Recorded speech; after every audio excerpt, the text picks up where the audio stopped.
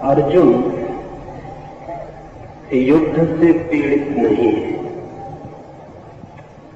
युद्ध विरोधी भी नहीं है। हिंसा के संबंध में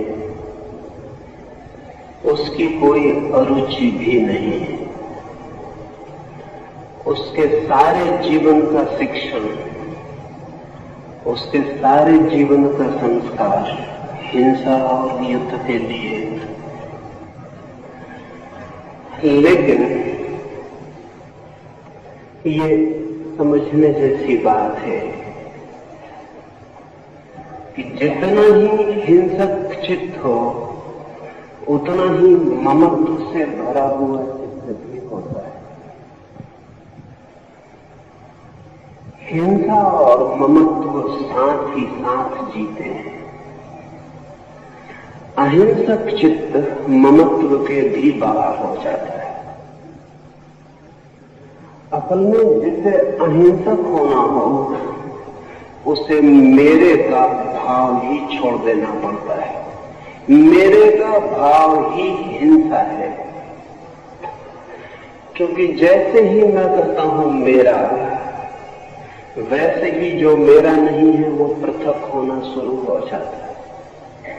जैसे ही किसी को मैं कहता हूं मित्र, वैसे ही किसी को मैं शत्रु निर्मित करना शुरू कर देता हूं। जैसे ही मैं सीमा खींचता हूं अपनों की, वैसे ही मैं पराओं की सीमा भी खींच देता हूं। समस्त हिंसा अपने और पराये के बीच खींची गई सीमा से पैदा होती है। इसलिए अर्जुन शिथिलगात हो गया, उसके अंग अंग शिथिल हो गए। इसलिए नहीं कि वो युद्ध से विरक्त हुआ, इसलिए नहीं कि उसे होने वाली हिंसा में कुछ बुरा दिखाई पड़ा, इसलिए नहीं कि अहिंसा का कोई आकस्मिक आकर्षण उसके मन में जन्म गया, बल्कि इसलिए कि हिंसा के ही दूसरे पहलू ने उसके भीतर से, हिंसा के ही गहरे पहलू ने, हिंसा के ही बुनियादी आधार ने उसके चित्त को पकड़ लिया। ममत्व ने उसके चित्त को पकड़ लिया। ममत्व हिंसा ही है। इसे न समझेंगे तो फिर पूरी गीता को समझना कठिन हो जाएगा। जो इसे नहीं समझ सके उन्हें ऐसा प्रतीत होता है कि अर्जुन अहिंसा की तरफ झुकता था, कृष्ण ने उसे हिंसा की तरफ झुकाया। जो अहिंसा की तरफ झुकता हो उसे कृष्ण हिंसा की तरफ झुकाना नहीं चाहेंगे। जो अहिंसा की तरफ झुकता हो उसे कृष्ण चाहे भी हिंसा की तरफ झुकाना तो भी न झुका पाएंगे। लेकिन अर्जुन अहिंसा की तरफ रत्ती भर नहीं झुक रहा था। अर्जुन का चित्त हिंसा के गहरे आधार पर जाके अटक गया। वो हिंसा का ही आधार है। उसे दिखाई पड़े अपने ही लोग, परिजन, संबंधी। काश वहां परिजन और संबंधी न होते तो अर्जुन भेड़ बकरियों की तरह लोगों को काट सकता था।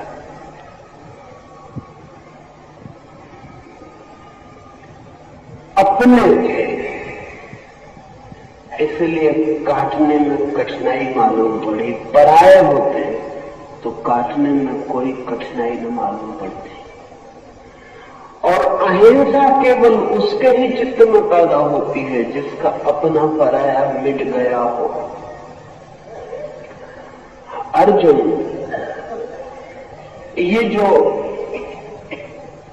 संकटग्रस्त हुआ उसका चित्त, ये अहिंसा की तरफ आकर्षण से नहीं, हिंसा के ही मूल आधार पर पहुंचने के कारण स्वभावतः इतने संकट के क्षण में, इतने क्राइसिस के मोमेंट में हिंसा की जो बुनियादी आधारशिला थी वो अर्जुन के सामने प्रकट हुई। अगर पराये होते तो अर्जुन को पता भी न चलता कि वो हिंसक है, उसे पता भी न चलता कि उसने कुछ बुरा किया, उसे पता भी न चलता कि युद्ध अधार्मिक है, उसके गात शिथिल न होते, बल्कि परायों को देखकर उसके गात और तन जाते, उसका धनुष पर बाण आ जाता, उसके मन पर तलवार आ जाती, वो बड़ा प्रफुल्लित होता, लेकिन वो एकदम उदास हो गया। इस उदासी में उसे अपने चित्त की हिंसा का मूल आधार दिखाई पड़ा। उसे दिखाई पड़ा इस संकट के क्षण में उसे ममत्व दिखाई पड़ा। ये बड़े आश्चर्य की बात है कि अक्सर हम अपने चित्त की गहराइयों को केवल संकट के क्षणों में ही देख पाते हैं। साधारण क्षणों में हम चित्त की गहराइयों को नहीं देख पाते।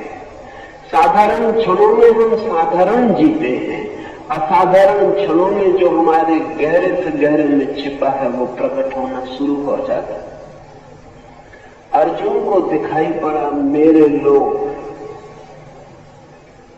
युद्ध की विवत्सता ने, युद्ध की सन्निकटता ने, बस अब युद्ध शुरू होने को है, तब उसे दिखाई पड़ा मेरे लोग।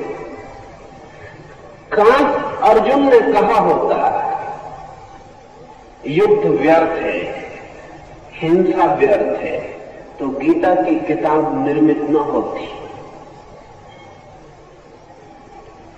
लेकिन उसने कहा अपने ही लोग इकट्ठे हैं, उनके काटने के विचार से ही मेरे अंग शिथिल हो जाते हैं।